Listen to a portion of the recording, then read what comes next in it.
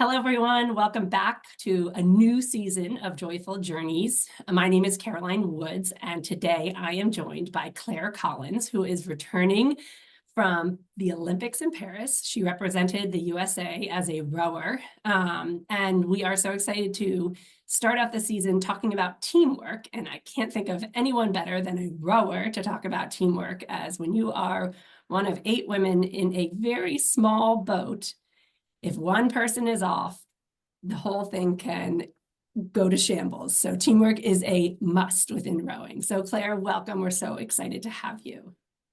Thank you. I'm honored to be here. Alrighty, so why don't we begin by telling us a little bit about your journey as a rower? How did you become a rower? And how did you get to the Olympics? That's so awesome. Yeah, I played a bunch of different sports growing up. So I was lucky that my parents helped me get into soccer and basketball and lacrosse. And I joined a summer swim league in Northern Virginia as a young kid. I got into swimming pretty intensely at about 10. So I joined a winter team and really started to find a passion for that sport and just sports in general. I found it as a great, really fun outlet. I made a lot of good friends. I just enjoyed learning and improving my skills, being outside. And so I continued that into high school where I started playing volleyball. So I picked up another sport, kept swimming, and then I tried rowing. All the swimmers on my high school team either did rowing or water polo in the spring. So they encouraged me to sort of try a little bit of each, do a captain's practice, which was usually held on the weekends in the winter. And I started on the erg machine, which is not every rower's favorite thing to do. It's not even in the boat on the water. And I actually liked the erg machine. Wow. So that was a big step right there. But I really enjoyed rowing from the beginning because it rewarded my strength and my power, but it also brought me into this wonderful community of people right away. And I was really just struck by how kind and hardworking everyone was. And then I finally got into a boat, and that was even better. So, yeah, that was my journey to start rowing. And it just sort of took off from there. I continued playing all 3 sports in high school, which I think really helped me with rowing. It kept it very fresh. I made a lot of friends in the other sports that I still keep up with today. And but it allowed me to just enjoy my whole high school experience. And then by the time I got to college, where I just focused on rowing at Princeton, um, there was still a lot of newness to the sport, and I didn't feel like I had seen it all. I was actually experiencing a lot of new things still, even though I'd been rowing for a couple of years at that point. So that's how I kind of kept it fresh and kept it alive for myself. And then partway through college, I kind of thought, ooh, I would like to continue, and I would like to make the Olympic team. That's my next big goal. So I am a big goal setter, and I sat down with my college coach and wrote down some of my major goals and sort of asked what it might take to get to the next level. And so I used a lot of guidance from her to figure out what was next and how to make the national team, and then basically how to work hard and find opportunities to make the Olympic team in the end. So I've been very lucky with good mentors along the way. But yeah, great team we have on the national team, and I was able to get onto the Olympic team. So That that's is that journey. fantastic. What a journey. Well, first off, the fact that you say you love an erg says no rower ever. I was Yeah. myself, and that was probably my least favorite part of being on the rowing team. I loved being on the water. I couldn't agree more that the community that you have as a rower is something special. I also did a bunch of sports in high school as well, but there was something about being on that rowing team that, because of the intensity of the sport and the amount of time you spend together, and the incredible teamwork that is necessary in order to be successful as a rower. Literally, you're swinging together in motion in order to make the boat go forward. And if one person is off, that can ruin an entire experience for everyone. So love to hear that little bit about the community, but also your erg experience. Congratulations on making it to the Olympics. That is an incredible goal, and you achieved it. And we talk a lot at Girls on the Run about setting goals. And so I think it's really important that you shared your experience setting that goal and working towards it. During a season at Girls on the Run, our participants will set a goal to finish the 5K, whether they run, hop, skip, jump, just so they can get through that finish line. They set that goal, and being able to see someone like you set a goal like going to the Olympics and achieving it will give them inspiration to set that goal to cross the finish line at Girls on the Run. And as we say at Girls on the Run, crossing the finish line is just the beginning. So at 5K Yeah. could be the Olympics for them. It could be something completely different. I would love to hear from you. What was it like being at the Olympics in part of the Olympic Village? It seemed like from here in the States, there was a lot of camaraderie between the teams. And there was a lot of cheering on other teams. I don't know if that worked for you because you were maybe off a little bit from everybody else. But were you able to experience it? And what was it like being part of Team USA? Yeah, but I'll answer that, but I have a quick Go back. note on the goal setting that Oh, the please. girls hopefully will find fun. Um, when I was younger, so when my main sport was swimming, or the one I was most excited about, something they can try or something that was really fun for me to do, as I used to write my goals in the fog in the mirror after I got out of the shower in the bathroom. So then it kind of, for a couple days afterwards, it's a fun trick. It pops up afterwards a couple days. And so anyway, if that's a fun thing for people to do, I always liked having fun writing down my goals in colors in my notebook. But you can make it fun where they kind of reappear all the time. So anyway, try that Wow. at home. I love that. I might have to try that myself, but I coach a Girls on the Run team, and I'm going to have to share that with everybody. Yes. That is fantastic. And hopefully everybody here will try that, adult or kid alike. What a great way to have that subtle reminder just pop up every day. But yes, back to the village. The Olympic Village is it's just an incredible place. I mean, really nowhere else in the world are you surrounded by people from 200 other delegations and countries. And they're all there really just to have fun. We all are doing our sports because we're passionate about them. We want to do well, but people are really doing it most of the time because they have fun doing it and they like doing it. And so just to have that energy in this village where we're living for 2 weeks is pretty incredible. And to have people from all around the world be there peacefully, just to individually do their best and support each other. So the amount of camaraderie just between countries and respect between athletes is pretty unique and pretty cool. A small stories. We saw plenty of famous, athletes around the village and tried to stay cool and asked for pictures occasionally. But we respected the fact that they're working hard too and they're trying to focus on their performance. But it was great because we would come back from either our practice or in the second week we got to watch some other sports because rowing was finished. And athletes would be coming back with their medals to the dining hall where we all ate, and you would just sit there and congratulate them and strike up a small conversation. And everyone was just so kind and flattered, and no one was too great that they wouldn't talk to anyone.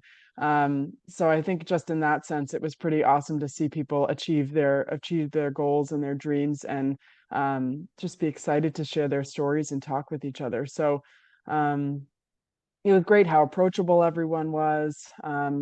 Really, luckily English is the universal language, so we were at a benefit there. But it's one of those things you're able to communicate a lot more than you think you are, even though everyone's coming from all over the world. But yeah, it's a pretty cool and unique place to live for 2 weeks for sure. Oh, wow. Well, sport is a universal language, right? I mean, you all are there for a similar purpose. And so you can share that same language regardless of where you all are coming from.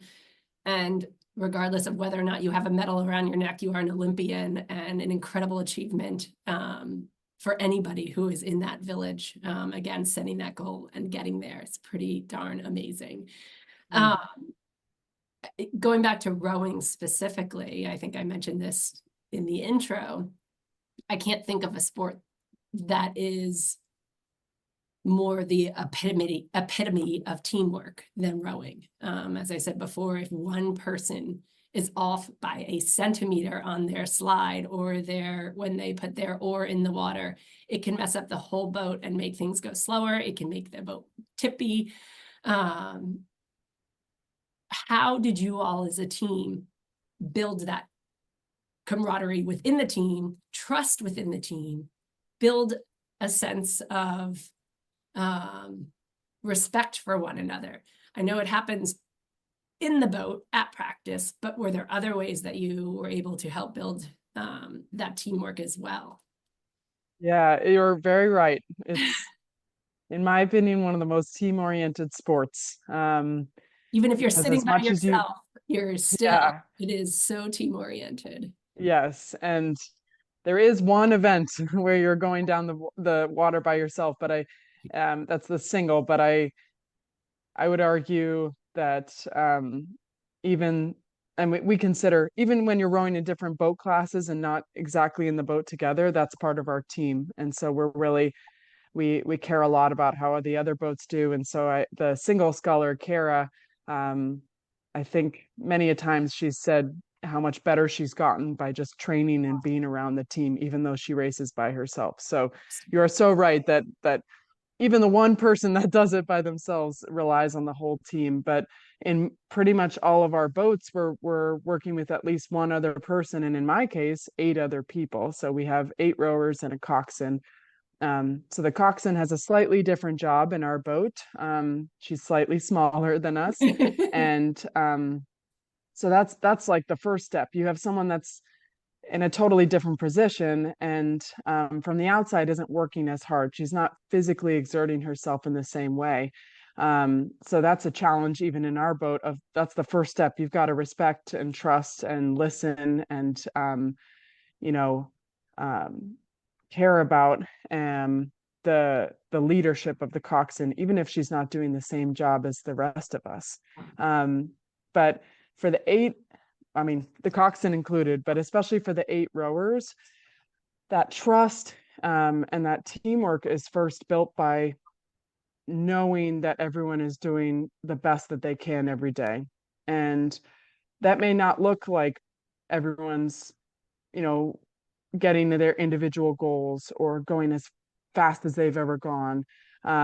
Sometimes people have bad days and sometimes they have good days, and you have to recognize that for yourself and your teammates, but know that people are giving their 100% every day, no matter what that is. They could be a little sick, they could have had a bad day at work or school.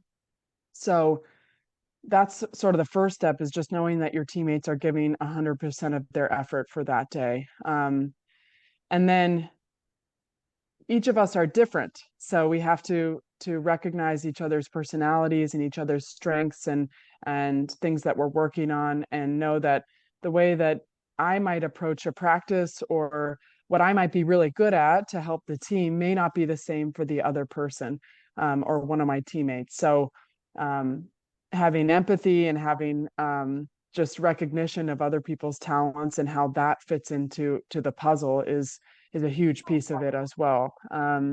And once we do that, those are, in my mind, are the two major um, pieces to get the team to start working together. Then we can start flowing. You can really, I mean, individually we can only control what we can control. So I control my effort and how I'm, moving with the boat.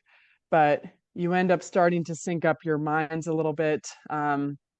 As we get closer to the race, we talk a lot about the race plan so that it's sort of second nature. Like, even though the coxswain is telling us what to do, we kind of already know what's about to happen. So you really start to sync up mentally and how you're approaching everything. But it does come with hours and hours and hours of training together and working together. And sometimes there's a little friction. Sometimes there's things that we don't agree upon, and I'm always a believer that as long as we treat each other with respect, that disagreement or friction will often make us stronger in the end. So I could go on. There's lots and lots I and mean, lots I of think you pieces just of teamwork. you literally just touched on every Girls on the Run lesson. We have an empathy. Yay. We talk about teamwork.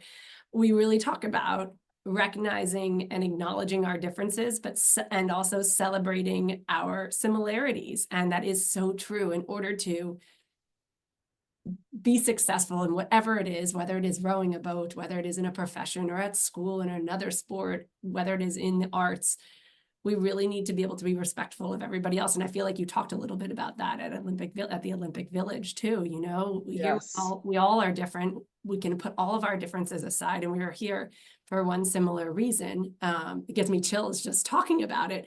And then Yeah. empathy, you know, I think that is so true. Everybody comes every day with something different. You can come super energetic, and we try to tell our participants this each day at practice. Today might be a good day for you and you are ready to run during practice. And today you might just not be feeling your best. And you know what? Then go ahead and walk today and say your goal for tomorrow or our next practice is you're going to run a little bit more. But each day we bring something different, whether it's mentally or physically, I guess. And that's so important when you are on a team, I think, to be able to recognize that it's not just the physical component that is so important as a rower, because it is the most excruciating sport, but that mental connection that you have with everybody in that boat is going to be what kind of makes or breaks the success of a team, it seems like. Yeah. And the other thing I would say is that has really helped. So we have, even though our sport is so team oriented, we're also trying to work on team culture all the time. And so one of the main things that I think we've built up over the last couple of years in a very conscious way has been really outward support of each other, because like your success depends on the success of your teammates. And so part of my job as being a good teammate is to help get my other teammates to their potential. And one way we like to do that is very simply just cheering each other on. So we cheer each other on when we're doing workouts. Whenever the coach asks someone to make a technical change, or sometimes push a little harder or something like that, we will yell for that person in the boat as we're doing a piece or a practice. So we'll say, yeah, Caroline, or something like that as we go along. And just those little moments go a long way. They add up a lot. And again, like you said, if that person has a bad day or is feeling a little down, it could really help their mood increase. And yeah, little things go a long way in terms of support and cheering on your teammates too. It's fantastic. Thank you so much, Claire. And I think, again, another thing we do, Girls on the Run, I really think we might have to get you to come to a practice so you can see this. Yes. We'll find one in McLean for you or somewhere that's convenient. But we often will do a practice where they're running. We have two different groups and they're running in opposite directions of each other, and they'll cheer each other on. And as they pass each other, they'll say something positive or hand them a positive card, just to give them that little bit of encouragement that you need to just push yourself a little bit harder, or take you out of maybe that slump that you're feeling that day, because just one little thing can make a world of a difference. And we talk about that at Girls on the Run too, and how small things can make such a large impact on our participants. And I love that. With that, I want to thank you so much for your time today. I know we've been on for quite a bit of time, but I could talk for hours with you. It's so much fun to talk to another rower, an Olympian. Wow, lucky us to have you here. And thank you to all of our listeners. We will see you next week for another episode of Joyful Journeys.